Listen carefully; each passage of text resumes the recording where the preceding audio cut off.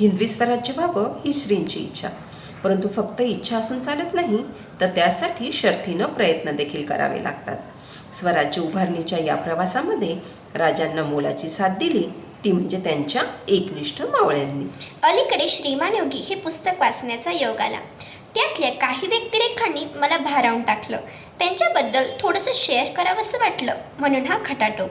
शिवाजी महाराजांना घडवण्यात मोलाचा वाटा होता तो म्हणजे जिजाऊंचा. रामायण महाभारतातल्या कथा सांगून जिजाऊंनी शिवरायांना लहानाचं मोठं केलं, राज्यकारभाराचे धडे दिलं. राजानं कसं वागावं हे सांगण्यासाठी ते एक छानसं उदाहरण देतात.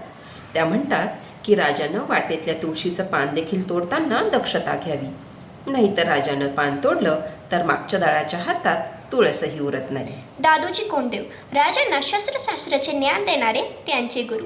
एकदा त्यांनी राजांना न विचारता त्यांच्या बागेतला आंबा तोडला, म्हणून स्वतःच्या हातात शिक्षा करून घेण्यासाठी त्यांनी बिनाबाईचा अंगरखा घातला. ते म्हणायचे, गुन्हा करताना लाज वाटली नाही, मग निस्तरताना तरी का लाजावं, असे म्हणणारे दादोजी कोंडदेव.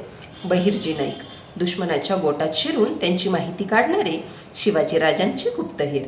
बहिर्जी नाईक म्हणजे स्वराज्याचे तिसरे शिवनेत्रच. अफजल खान वधाच्या वेळी त्याचे शिर कापून आणणारे संभाजी गावजी आणि सय्यद बंडाला मारून शिवाजी राजांचे प्राण वाचवणारे जीवा महला.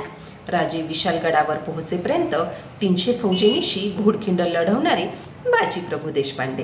राजे पन्हाळगडावरून सुखरूप सुटावे म्हणून त्यांच्यासारखा वेश धारण करून सिद्धी जौहरासमोर उभे राहणारे.